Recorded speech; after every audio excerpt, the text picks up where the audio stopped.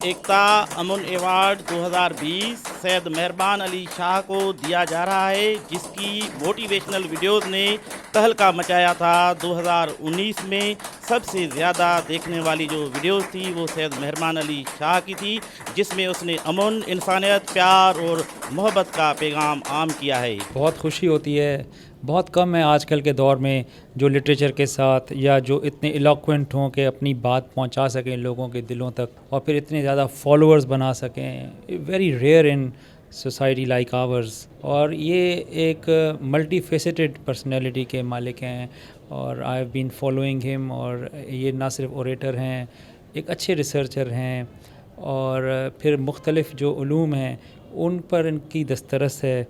और अभी तो यंग एज है, ही इज़ हार्डली 30 और he has a long way to go, क्योंकि नौजवान भी इनको सुनते हैं, औरतें भी सुनती हैं, बच्चे बच्चियां, बड़ी उम्र वाले। तो एक तरह से ये एक पूरा एक इदारा है ख़ुद अपनी ज़ात के अंदर। 2019 में ज़्यादा से ज़्यादा जो वीडियो देखी गई हैं, जो मैं समझता हूँ अमन के हवाले से हैं, एक एजुकेशन के हवाले से उनकी वीडियोस हैं, सबसे ज़्यादा वो देखी गई हैं। उस हवाले से उसने जो अपनी छोटी उम्र में जो काम किया है, जो बच्चों में, जो नौजवानों में ख़ास तौर पे एजुकेशन और पढ़ाई से उनका रुझान ख़त्म हो गया था, मैं कहता हूँ कि जो मेहरबान शाह साहब की जो वीडियोस हैं वो उसको देख के हमारे बच्चे ख़ुद उनको देख के इंस्पायर होते हैं, उनसे एक अच्छी तरबियत उनको मिलती है।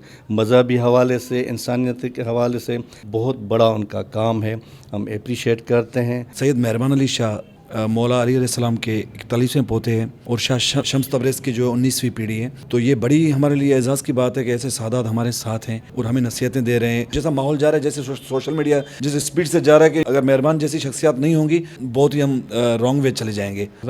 हमारी शुरू से यही कोशिश होती थी कि हम गरीबों के लिए और जो हमारे मुस्तहिक लोग हैं उनके लिए कुछ काम करें। तो अब हम अल्हम्दुलिल्लाह अल्लाह ताला ने हमें इस काबिल समझा है। सबसे पहले तो मैं शुक्रगुजार हूँ सिंध पुलिस का और एकता मीडिया ग्रुप का, महबूब आबादी साहब का और आपका, जिन्होंने मुझे इस काबिल समझा। मेरे दादा परदादा, उनके दादा परदादा, सबकी ये कोशिश रही है कि माशरे में अमन, मोहब्बत और इंसान को इंसान से प्यार सिखाते रहें। इमाम अली अलैहिस्सलाम का फरमान है कि जो चीज़ हम देखते हैं उसका कहीं ना कहीं हमारी ज़िंदगी पे असर होता है। तो क्यों ना हम अपने बच्चों को कुछ अच्छी चीज़ दिखाएं, अच्छी चीज़ सुनाएं, जिससे वो अपने बुज़ुर्गों का एहतराम करना सीखें, जिससे वो अपने माँ बाप का एहतराम करना सीखें, लोगों में मोहब्बत, अमन और सलामती का दर्स पैदा हो, उस पर चलने की जुस्तजू कायम हो।